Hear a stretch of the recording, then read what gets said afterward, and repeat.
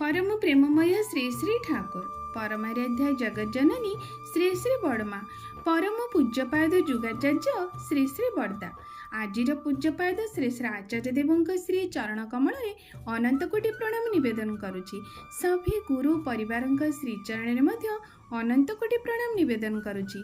मोर ये भिडियो देखुथिबा प्रत्येक गुरु भाई और माँ मानकु अंतरर ढेर सारा भल पाइबा और शुभकामना समस्तंक पई परम पितांक पाखरे प्रार्थना रखी समस्तंक जीवन इष्टिमय जीवन होई उठू।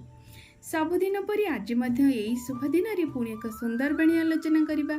जो आलोचना मु गतकाली कही आज सत्यानुसरणर आलोचना प्रत्येक दिन करने को चाहूँगी सकाळ समय, तेणु आज से आलोचना रखा। आलोचनाटी है आम प्रथम पेज कल जानी ठाकुर किपरि भाव आमको एक सुंदर निर्देश देते।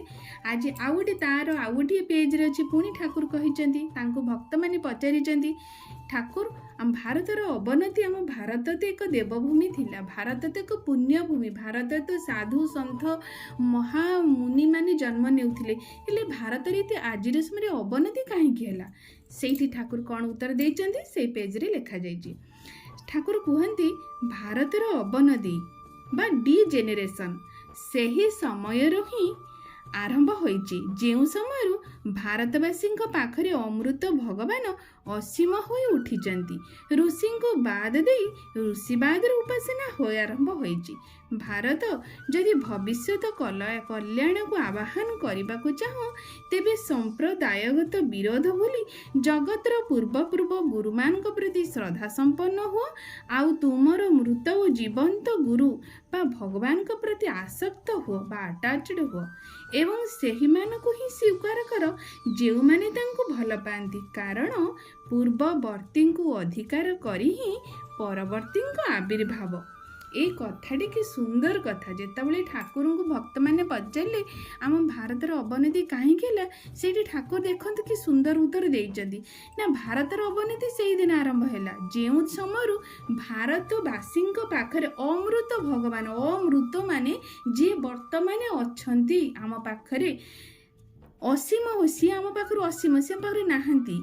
ऋषि को बाद दे ऋषिवाद उपासना होची, अर्थात जेमिति तांकर ऋषि वर्तमान जी मुनि बा ऋषि जी भगवान जी प्रेरित पुरुष बा प्रति जुगरे बा प्रति समय तो तांको आसीबाकू पड़े, से तो प्रति जुगरे गुरु भाव रे बा पुरुषोत्तम भाव रे आम पाखरे प्रतीयमान होती, किंतु मनीष तांको ग्रहण करि पारे ना।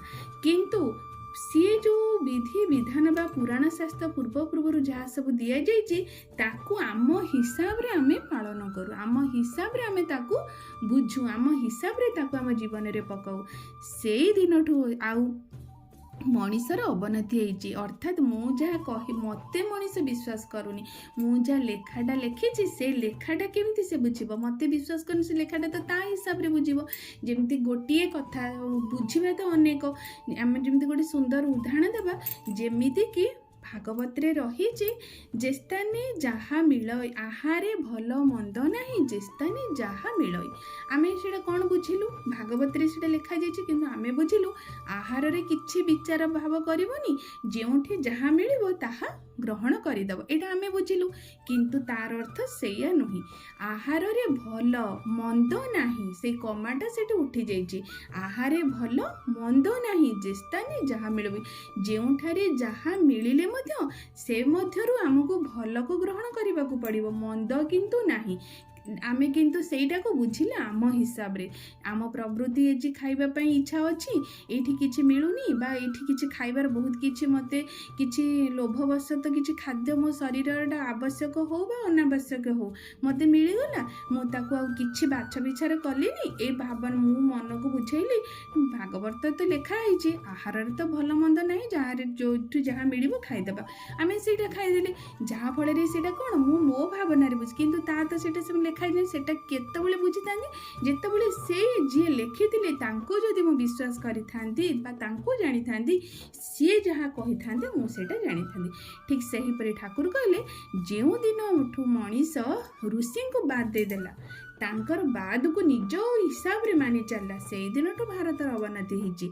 भारत पुणी ताको निर्देश पुणी आमर कल्याणटा केबे केमिति हबो पुणी ठाकुर पचरा होइछि ଠାକୁର କହିଲେ ଭାରତ ଯଦି ଭବିଷ୍ୟତ କଲ୍ୟାଣକୁ ଆହ୍ୱାନ କରିବାକୁ ଚାହଁ ତେବେ ସମ୍ପ୍ରଦାୟଗତ ବିରୋଧ ଭୁଲି ସମ୍ପ୍ରଦାୟଗତ ଯେଉଁ ଆଜି ଆମେ ଭାବୁଛେ ଇଏ ଖ୍ରୀଷ୍ଟିଆନ, ଇଏ ହିନ୍ଦୁ, ଇଏ ମୁସଲିମ୍, ଇଏ ବୌଦ୍ଧ, ଇଏ ଶିଖ, ଏତେ ଯେଉଁ ସମ୍ପ୍ରଦାୟ ଆମ ଭାରତ ଭିତରେ ରହିଛି, ଏଇ ମଣିଷ ଭିତରେ ଯେଉଁ ଗୋଟେ ସମ୍ପ୍ରଦାୟଗତ ଅଛି ସେଇ ବିରୋଧକୁ ସବୁବେଳେ ସମ୍ପ୍ରଦାୟଗତ ବିରୋଧକୁ ଭୁଲି ଜଗତର ପୂର୍ବ ଗୁରୁମାନଙ୍କ ପ୍ରତି ଶ୍ରଦ୍ଧା ସମ୍ପନ୍ନ ହଉ। ଅର୍ଥାତ୍ ଆମର ଯେଉଁ ସମ୍ପ୍ରଦାୟଗତ ଏଇ ଯେଉଁ ଭେଦଭାବଟାକୁ ଭୁଲି ଯେଉଁ ପୂର୍ବ ସମୟରୁ ଆମର ଭାରତ ଆମର ଯେତେବେଳେ ସୃଷ୍ଟି ହେଲା, ଏଇ ବିଶ୍ୱ ଯେତେବେଳେ ଈଶ୍ୱର ତାକୁ ସୃଷ୍ଟି କଲେ ପ୍ରଥମରୁ ଆଜି ପର୍ଯ୍ୟନ୍ତ ଯେତେ ପୁରୁଷୋତ୍ତମ ଆସିଛନ୍ତି ସମସ୍ତଙ୍କ ପ୍ରତି ଆମର ଶ୍ରଦ୍ଧାନତ ହେବା ଦରକାର। କାରଣ ସେ ସମସ୍ତେ ହିଁ ତାଙ୍କର ଅଂଶ, ତାଙ୍କଠୁ ଭିନ୍ନ କେହି ବି ନୁହନ୍ତି। ଆମକୁ ନା ମୁସଲମାନ ବି ପାଖରେ କିଛି ବିରୋଧ ଅଛି, ନା ହିନ୍ଦୁମାନଙ୍କ ଭିତରେ ଆମର କିଛି ବିରୋଧ ଅଛି, ନା ଶିଖ ମାନେ ଆମ ପାଖରେ କିଛି ବିରୋଧ, ବା ଜୈନ ବା ଖ୍ରୀଷ୍ଟିଆନ କିଛି କୌଣସି ଭିତରେ ଆମର କୌଣସି ବିରୋଧ ନାହିଁ। କାରଣ ସେମାନେ ସମସ୍ତେ ସେଇ ଜଣଙ୍କର ହିଁ ସନ୍ତାନ, ସମସ୍ତେ ସ୍ଥାନ କାଳ ପାତ୍ର ନେଇ ତାଙ୍କର ଆବିର୍ଭାବ ହୁଏ, ଆଉ ସେ ସେଇଭଳି ଭାବରେ ବିଧାନ ସେଇମାନଙ୍କୁ ଦେଇଛନ୍ତି।